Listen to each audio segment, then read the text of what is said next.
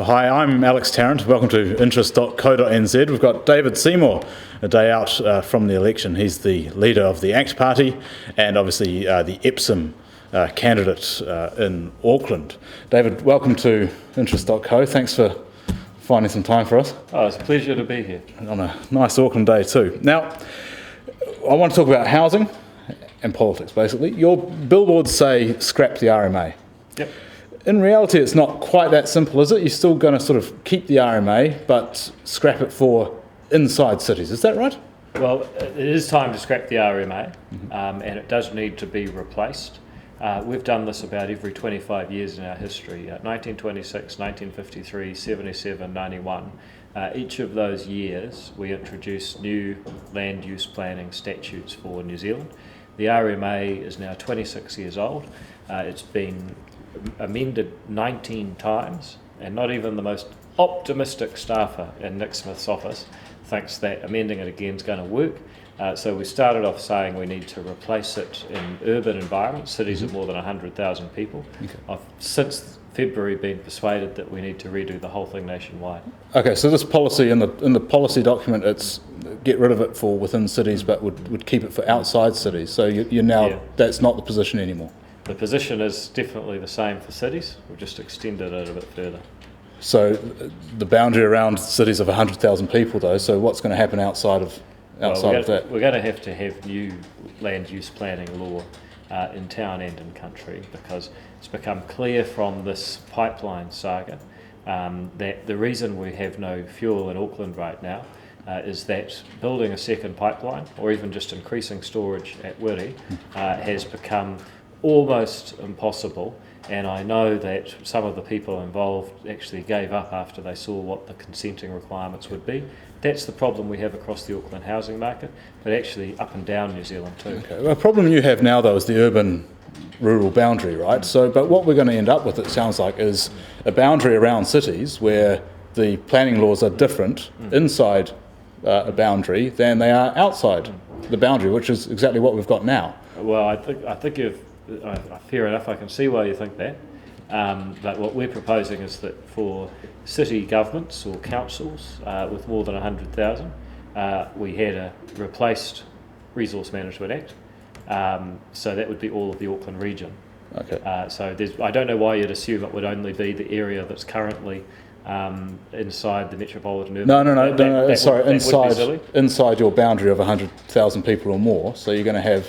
Oh, look, this is ridiculous. I mean, the policy is very clear. If you're a council with more than 100,000 people, you get a different set of planning laws because the RMA hasn't worked. Yep. We've subsequently said, actually, you've got to go beyond that and replace it nationwide. Okay. So looking inside the cities, urban planning legislation, you're talking about strengthening property rights. I just want to touch on that part of the policy. So strengthening property rights by limiting objection rights to those directly affected. That's right. What exactly do you mean by this? Well, take the example of the kauri tree out in West Auckland. We had a whole lot of people, some of them from miles and miles away, out there protesting. Absolutely none of their business. I have people in the Epsom electorate who have raw sewage seeping out of their property because they've got totara trees that are destroying their pipes. Any other private business would be probably sued or fined for doing that. But because Auckland Council is stopping them from maintaining their own property, we've got this public health issue. The interesting thing is that the people next door don't care. They understand the situation.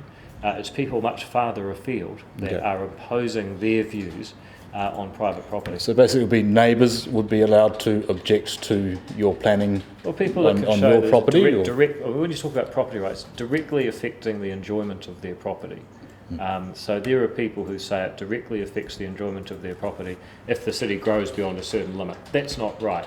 At the moment, all the time in the Epsom electorate, I have people who can't stop things that are happening right next door, but they also can't actually develop beyond the current city limits. So we need to make the objections close to home, not try and violate people's property rights all over the show. Okay, and when we're talking about supply of new houses, if we're looking inside cities, we're talking densification. So do you think this would help that by allowing sort of fewer people to object to densification or subdivisions? Could that help along those lines? To an extent. I mean, the Auckland Unitary Plan has already allowed quite a lot of intensification, but the real problem is that we are still trying to second guess what the shape of the city should be. And what we should be doing is releasing the land. There's enough land surrounding Auckland to build 1.8 million houses at current density, just zoned basically for lifestyle blocks. Now, we're not going to build 1.8 million. Actually, another 100,000 would probably do it in Auckland right now. Nevertheless, we need to free up that land. Okay, and so are you a fan of the sprawl more than densification if that's what you were to do first then? Let me ask you a question. What's the definition of sprawl? Well, on vacant land outside an existing city. The only definition of sprawl that I've ever come across is housing past mine. What is sprawl? I think the reality Well, if you've got a house either side of you, then we're talking densification. If you want to subdivide and put a new house on it, and where you're out in Te Atatū, I think, or Henderson Valley. Yeah, I don't follow you, but the point is, I think people are going to continue to live further apart in Western societies, and the reason is that every time people have got better transport technology, they've chosen to live further afield because people like space. Now, the next couple of decades, you're going to see vastly better transport technology than we've ever had before. I'm talking electric cars, I'm talking driverless cars, I'm talking ride sharing, and so the idea that we're going to try and constrain where people can live and push them all in to live together, completely wrong. Does that mean that there shouldn't be intensification too? Of course there will be, and people in central Auckland have largely accepted that that's going to happen.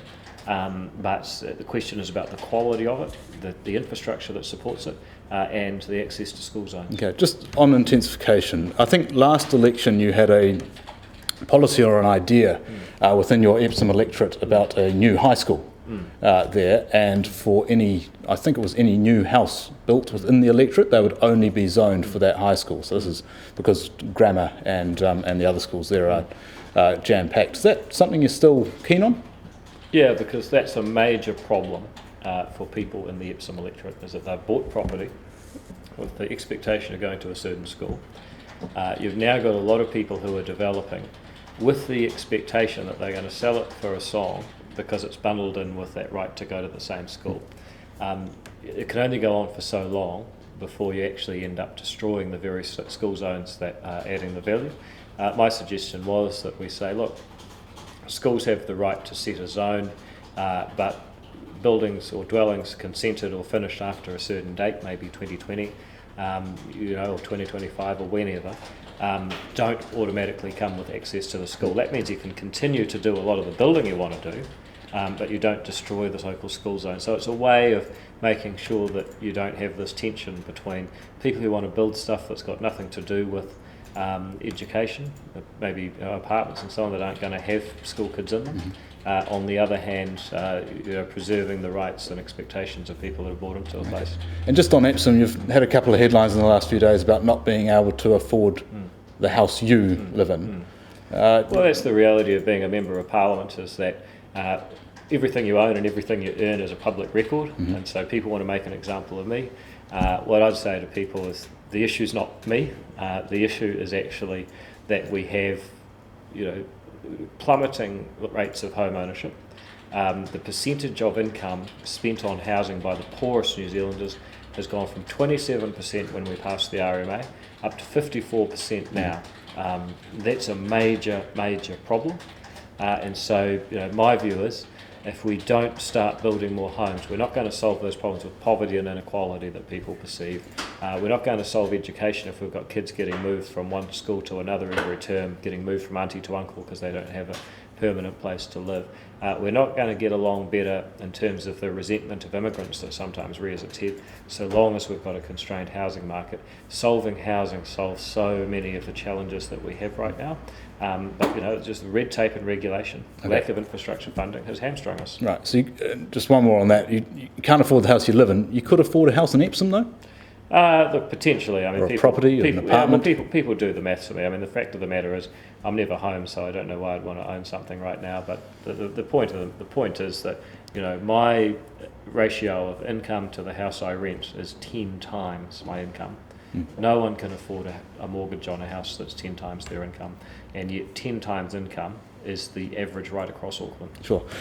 Just on building costs now, you're talking about making them cheaper. I think you're talking about doing away with code compliance certificates or Auckland Council compliance. What we've said is that councils never asked to be in the quality assurance business for buildings.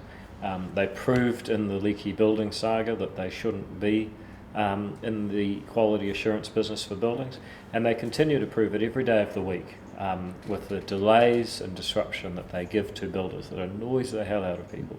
And so we've said we want a Queensland-style regime of mandatory private insurance in place of council consenting. Okay, so private insurers would now do the compliance work? Well, that would be in their interest too, yeah. Okay, but they wouldn't have to. So they could insure a property without... What the insurance company has to do is guarantee that your house is going to be livable for the next 25 years. If I was an insurance company, I'd want to do some compliance work in order to secure my interest there. But what you'll get is a market and competition for how you do that, rather than a current council monopoly, which has been hopeless. So you'd expect that to drive down compliance, the cost of gaining compliance effectively, because insurers would still have to have compliance officers looking at houses. I mean, you know, it might actually be that they'll compete on speed of service rather than cost of service. It may be that people want to pay more if they get more certainty in the timing. Okay. It may be that people aren't so worried about the timing and they'll pay less money. The point is, I'd much rather have a competitive market than a government monopoly. Are you worried though that could lead to more risky practices, more risky compliance, like insurers letting things go? Probably less so, because they're on the hook for it for 25 years. Well, they're still sort of on the hook for a dodgy building now though, aren't they? If my house is insured and falls over, then they're on the hook for it. Well, what they know is that in practice, with joint and several liability, the councils become the last man standing, and that's why councils don't want to consent to anything anymore. Okay. You've also talked about GST on new housing, separating that out and applying it to infrastructure. How much do you think you could get from that? Do you have an idea? Well, if you look at construction, last year was about 16 billion. GST on that's about 2.4 billion. Half of the GST is 1.2 billion. So in the case of Auckland, for example, that would be about $400 or $500 million last year. In the case of, say, the Queenstown Lakes District, that would be about $62 million. But the way I look at it is this. If you build a $400,000 house, say, 15% of that, or 60 grand, is GST that goes to central government, and yet the local council picks up the tab for all the infrastructure. I don't think that's fair, and that's why we'd halve it. Okay. A lot of the debate at the moment around affordable housing, we get this whenever Labor tries to talk about affordable housing, we all ask them, okay, how much would you like house prices to drop by? And they say, no, we want to build more affordable housing, but we don't want existing values to fall. Where do you stand on that? Do you accept that increasing supply puts downward pressure on prices? Well, in theory it does, but the reality is we don't know what's going to happen with the Auckland or the New Zealand housing market under current policy settings. We could have a 40% drop next year. You just watch what's going on in North Korea. Could happen even sooner than that. So look, I don't know. Well, that would bring things in line very nicely, wouldn't it? Very big correction could occur, and for all sorts of reasons. But are you okay with the idea that if we start building more houses out in Henderson Valley, then the price of existing properties there, the value of existing properties there might fall, and we all just have to get on with it? Yeah, I am, because they might fall anyway. What I want to do is get the best policies in place and start building more homes. House prices probably go down, but they may well go down anyway. What's really dangerous in a housing market is having home prices that are 10 times income, because if you look at the analysis of the US mortgage meltdown that triggered the GFC, it was the states that had the most overvalued housing that took the biggest losses.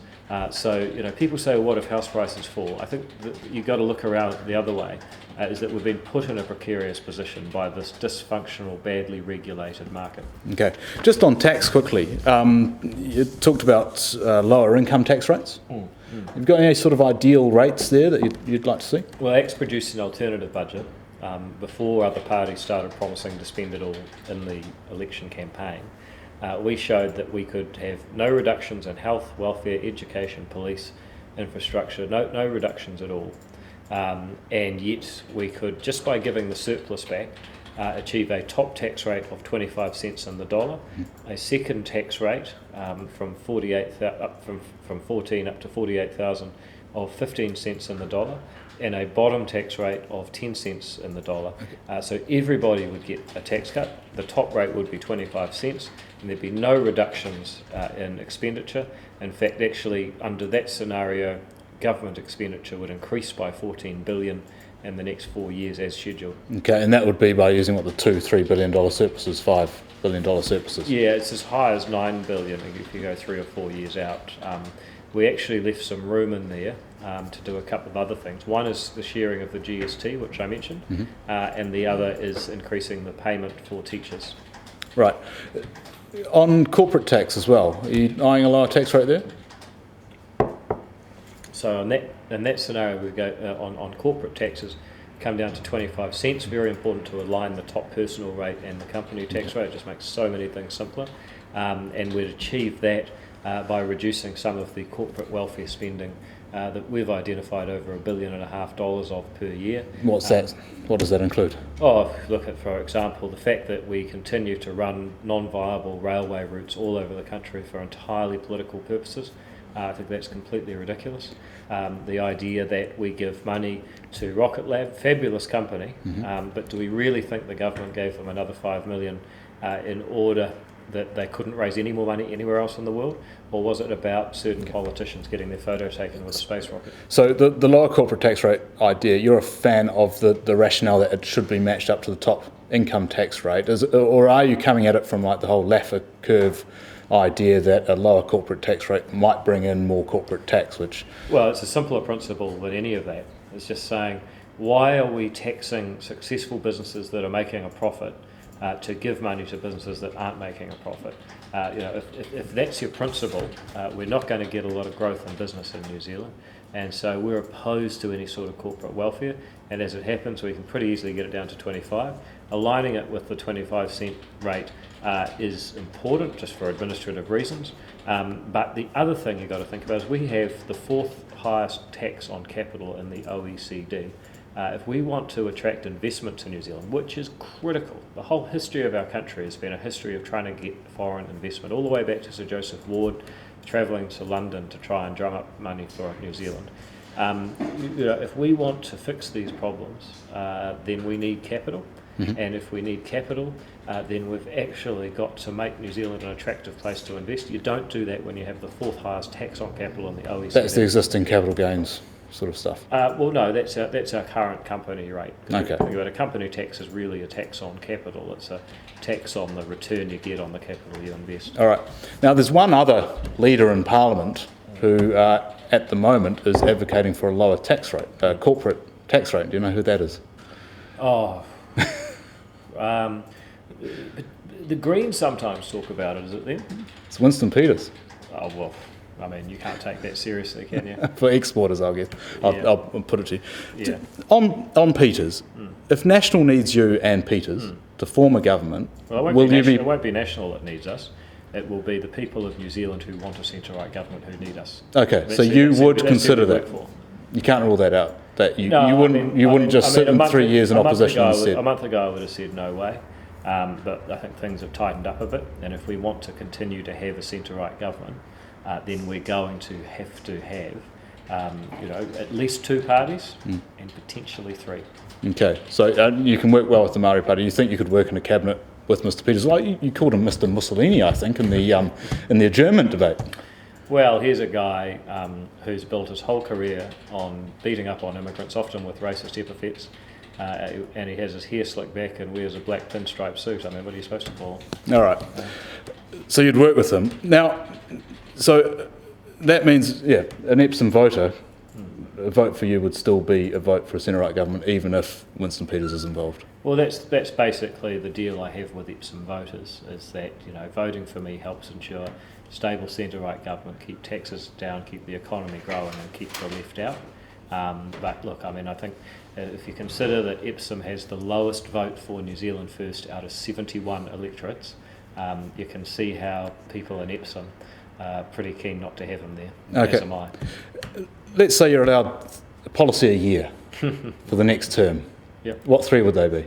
Oh, well, I mean, the housing package we've talked about, which is to replace the RMA, fund infrastructure properly, and then actually start bringing in workers now by declaring a state of emergency and establishing emergency worker villages, as we have done in Kaikoura and Christchurch, because we do have an emergency in Auckland housing.